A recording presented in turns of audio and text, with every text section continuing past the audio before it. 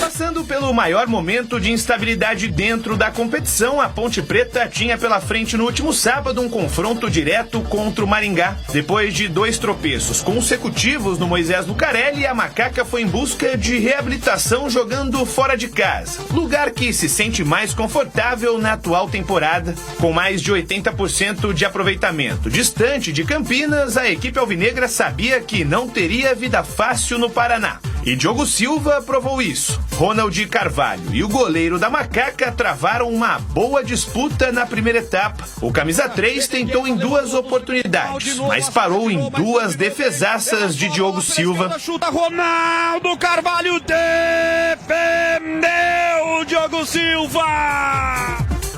A melhor chance da Ponte no primeiro tempo veio com o Jean Dias. O atacante recebeu de Maguinho, cortou o defensor, mas na hora de tirar o 10, chutou para fora. Na reta final da primeira etapa, Robertinho até tentou abrir o placar para os donos da casa, chutando da entrada da área. Mas não teve a mesma sorte de Lucas Cândido. Logo no início do segundo tempo, o volante da Ponte arriscou quase do mesmo lugar e contou com o desvio do zagueirão para colocar a Macaca em vantagem. Da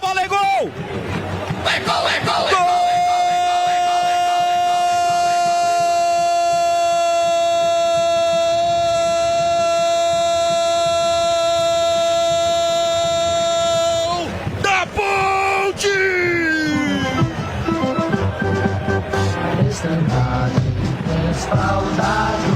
Lucas Cândido, camisa 25!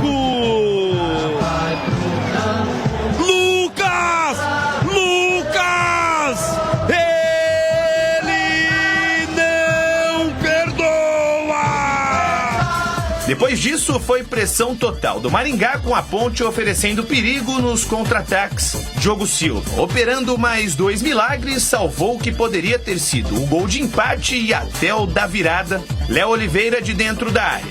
E Gé, após bobeira do sistema defensivo do Maringá, tiveram a chance de matar o jogo, mas pecaram na hora de finalizar. Com os 2 times exaustos, o placar permaneceu assim: Ponte Preta 1, Maringá 0.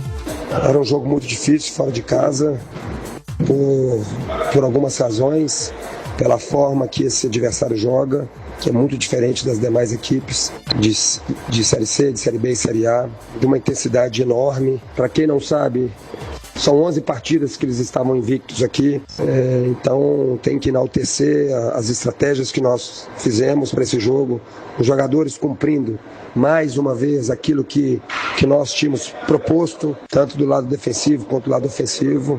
É um grupo que está entendendo que não tem vaidade, que tem que cada um procurar ajudar individualmente para o coletivo vir muito forte. Com o resultado, a Ponte continua invicta, fora de casa na Série C, com 4 vitórias e um empate nos 5 jogos disputados. A liderança da competição ainda não voltou, mas a distância para o primeiro time fora da zona de classificação aumentou para 6 pontos. Agora a Macaca volta a campo na próxima segunda-feira contra o Tombense, precisando dar uma resposta urgente ao torcedor quando o assunto é jogar dentro do Moisés Lucarelli. Nós vamos fazer aquilo que nós temos feito muito, iniciar a semana com as nossas correções, com as coisas positivas que aconteceram, mesmo sabendo que hoje foi um jogo muito diferente, né, daquilo que a gente vinha jogando, daquilo que nós vamos enfrentar até no próximo jogo, mas não fugindo, com muita humildade, com muito pés no chão, com muita entrega em todas as sessões dos nossos treinos. Nós temos que aproveitar ao máximo nossas sessões de treinos, de campo, de vídeo, que elas servem muito, já falei para vocês, elas servem muito para que nós acertemos tudo aquilo que nós temos que fazer. Olha aí, Maguinho, a tabela por dentro, Dudu e o Lucas Cândido. Que tiro foi esse? E a belíssima narração de Roger Williams. Da Ponte!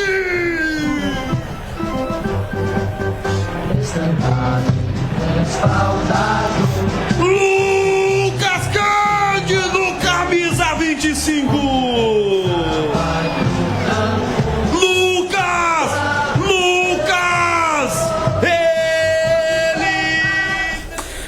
Aí, portanto, a narração de Roger Williams e a vitória da Macaca, placar de 1-0. Nós vamos começar a debater já o jogo da Ponte, mas antes, deixa eu acionar aqui Breno Beretta, direto do estúdio da Rádio Bandeirantes. Alô, bebê, boa tarde para você.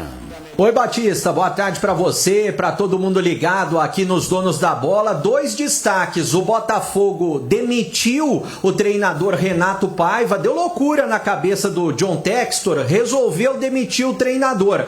E o Brighton tá negociando o João Pedro, atacante, com o Chelsea, e ele já deve enfrentar o Palmeiras nessa semana. Mais de 400 milhões de reais nessa negociação, Batista. Que loucura, né, esse John Textor. Tá certinho? Tá certinho mesmo. Tá certinho. Botafogo jogou de maneira covarde. Time podre. Covarde. Desde o jogo pros pênaltis. Desde o primeiro minuto do primeiro tempo. Tá louco. O Botafogo administrando migalha, com medo do Palmeiras, que tem mais time, pra tentar levar pra pênalti com prorrogação de 30. 2 chutes até o gol do Palmeiras, depois do gol e da expulsão, 10. Aí só foi jogar quando tomou o gol. Se jogou depois que tomou o gol, podia ter jogado antes. Porque tinha bola para apresentar. Administrou. Como é que você administra empate em 120 minutos?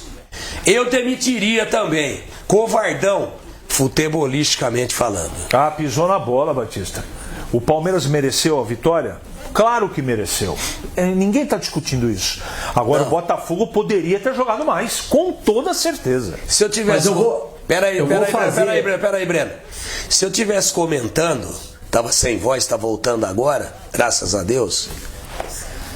Se eu tivesse comentando Palmeiras e Botafogo, eu teria dito o seguinte: o Botafogo, entrou oliva e saiu azeite. Foi amassado. Oi, Breno. Eu vou fazer o papel do outro lado, de advogado do Renato Paiva. O Botafogo foi muito bem durante a competição e o John Textor não levou em consideração isso, inclusive no jogo contra o PSG, que para mim foi o melhor jogo de um brasileiro no Mundial de Clubes. Tá corretíssimo. E também tem o Campeonato Brasileiro, né? Manda o cara embora. E fazendo um bom trabalho, vai arrumar quem agora para dar sequência no Brasileiro? Não dá tempo. Os europeus grandes só entraram no mata-mata. Fase de grupos, eu já descartei. Você viu o que aconteceu ontem. Não tinha nem expectativa. Todo mundo, antes de começar o campeonato, colocava os times brasileiros como eliminados na primeira fase. Classificou, ainda teve uma vitória espetacular. Bom, vamos analisar a Ponte. A Macaca venceu o jogo. O Tigrão estava na transmissão da Rádio Bandeirantes. E aí, o que você achou do jogo, Tigrão? Olha, resultado você não discute. Quando ele é bom, você comemora, e quando ele é ruim, você lamenta. Fechei. Vamos à verdade dos fatos futebolísticos verificados no jogo. A Ponte poderia ter tomado 3-0 no primeiro tempo. Entrou desligada, desarrumada, desconcentrada e levou o jogo para o intervalo em 0-0, porque ela apresentou naquele jogo um goleiro de Série A, o Diogo Silva, um herói. E, detalhe, se tivesse menos idade, tem 39 anos, 38 para 39, tivesse um pouco menos, era goleiro para a Série A, jogando sempre assim, e não é um jogo só, são 2 campeonatos. Tivesse jogando com 30 anos, seria goleiro para qualquer time grande da Série A ou qualquer time grande da Europa. Então, comemoremos o grande resultado. Ponto.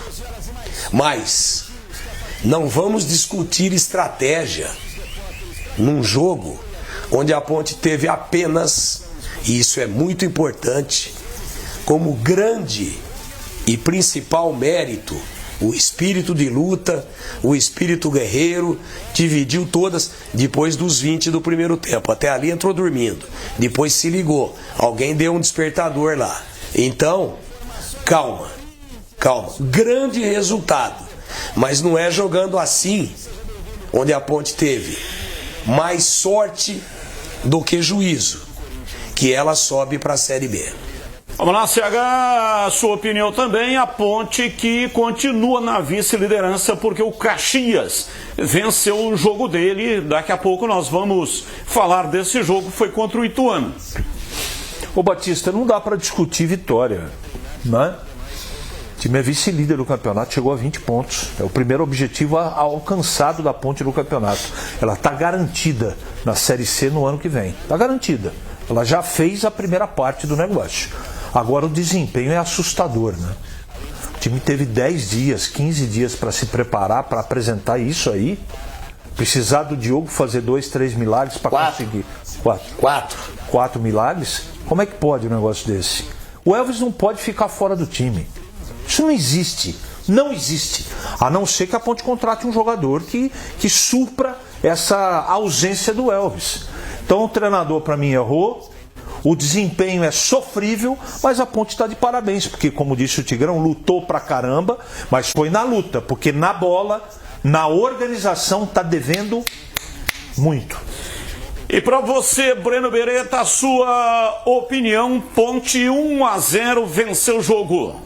É claro, Batista, não dá para discutir em relação ao resultado, né? Porque a Ponte vem conquistando resultados, tanto é que é a líder do campeonato.